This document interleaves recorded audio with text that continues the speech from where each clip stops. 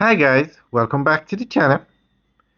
Today we're going to talk about a mega development taking place in Jamaica. This one is so big that it's considered a mini city. And this development is transforming Mammee Bay. This is the CHEC Mammee Bay Roaring River development. 740 acres. Now today we're showing you just one section, which is the residential, one of the residential phases. But across the road, to the left of the road that we're looking at now, they're going to be building hotels, commercial centers. That's where you're going to have restaurants, everything you need, commercial space that can be rented. So Mammee Bay is definitely one of the fastest growing areas in Jamaica. And it's located right next door to Draxall, which is the fastest growing area in Jamaica. So it's a lot of developments are taking place here. And although this is the largest development in Mammee Bay, the one we're looking at now, other major developments are taking place out in Mammee Bay. Other companies are building hotels and those kind of developments. So today we're going to give you an update on this development.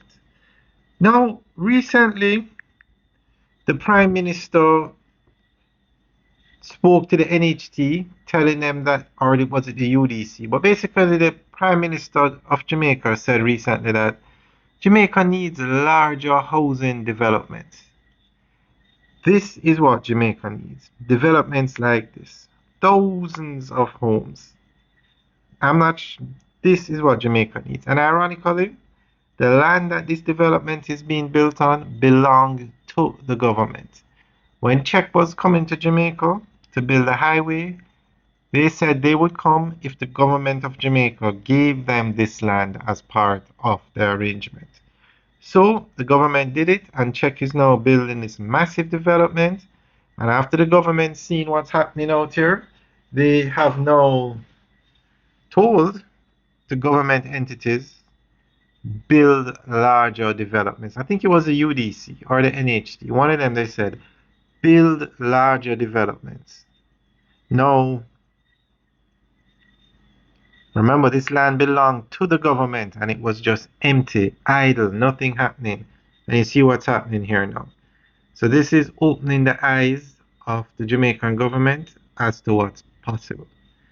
Now remember, Jamaica doesn't have a problem building these homes. The NHT has money, billions upon billions of dollars just sitting down.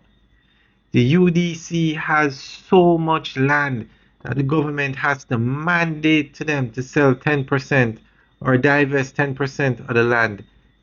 That's how much land they have.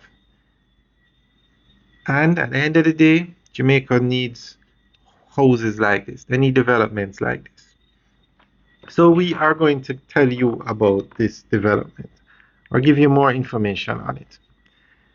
The large-scale development being undertaken by China Harbour Engineering Company in Mammee Bay, St. Anne represents one of the most ambitious and transformative real estate projects currently unfolding in Jamaica.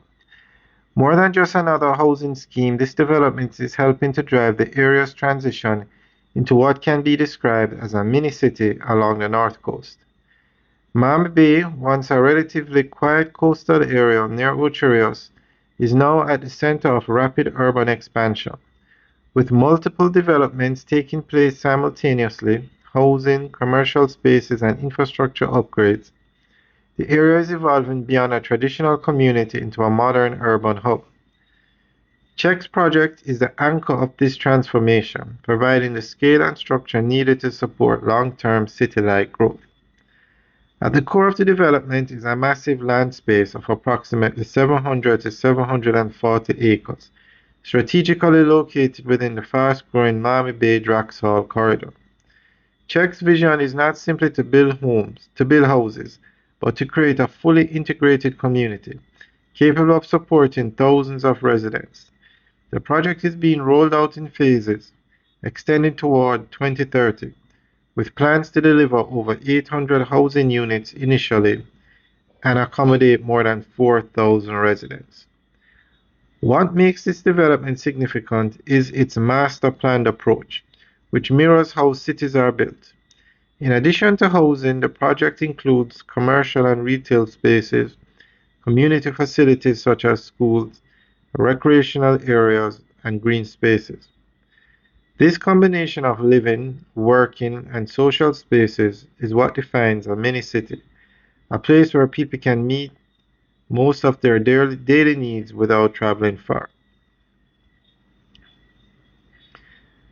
Alright, guys, that's the end of the update. Let us know what you think. Leave your comments in the section below. Alright, guys, have a good day.